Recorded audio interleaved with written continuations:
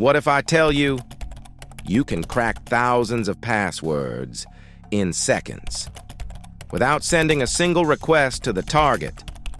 Welcome to offline password cracking. Offline cracking means you already have the hashed passwords. Instead of attacking a live system, you attack the hash directly on your own machine. This makes it extremely fast and almost impossible to detect.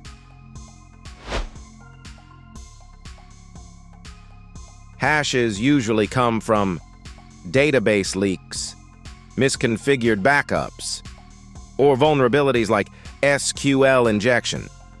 Once you have the hashes, the real game begins. Now, let's talk about the king of password cracking, Hashcat. Hashcat uses GPU power, making it extremely fast. It supports hundreds of hash types, like MD5, SHA1, SHA256, and more.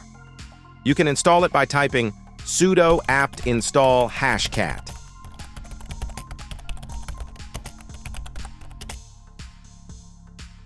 Let's say we have an MD5 hash.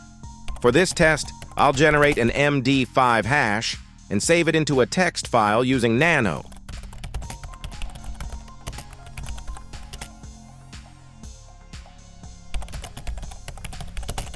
Now I'm using Hashcat to crack the hash using a dictionary attack.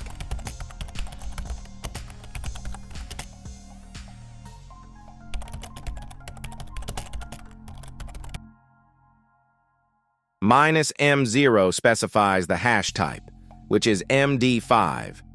Minus a 0 means we are using a dictionary attack. Hashes.txt contains the hash we want to crack. And wordlist.txt contains the list of possible passwords. Hashcat will take each word from the word list, hash it using MD5, and compare it with the target hash. If it matches, that means we've found the correct password.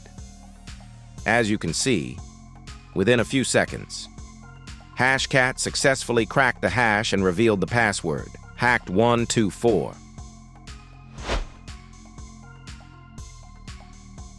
Use GPU whenever possible, because Hashcat becomes 10 times to 100 times faster.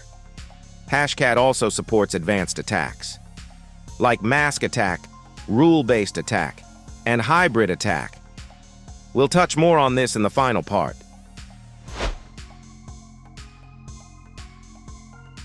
Now, let's look at another powerful tool, John the Ripper.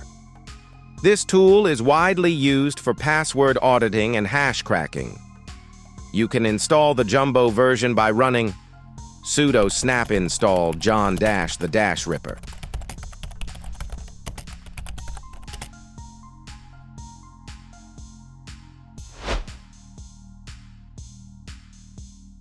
Now I'm using John the Ripper to crack an MD5 hash using a word list.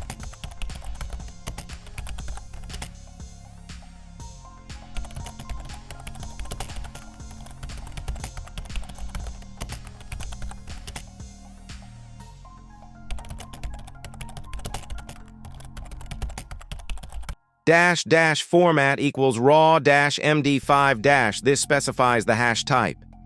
--wordlist equals wordlist.txt This is the list of passwords John will try. Hashes.txt. This contains the hash we want to crack. John will take each word from the word list, hash it, and compare it with the target hash. If a match is found, it reveals the original password. As you can see, within a few seconds, John the Ripper successfully cracked the hash and revealed the password. John the Ripper is simple, flexible, and great for beginners and professionals.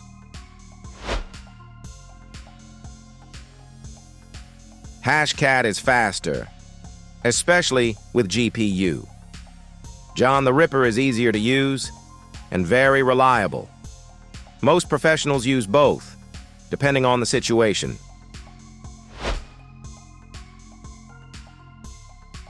In real-world hacking, offline cracking is more dangerous than online attacks because there is no limit, no detection, no blocking. Once hashes are leaked, it's only a matter of time. But what if the password is very strong, very long, and complex? Can it still be cracked? In the next part, we'll explore Wi-Fi cracking and move deeper into real attacks. Now you understand how powerful offline cracking is. In the next section, we'll move into Wi-Fi hacking using real tools. Let's continue.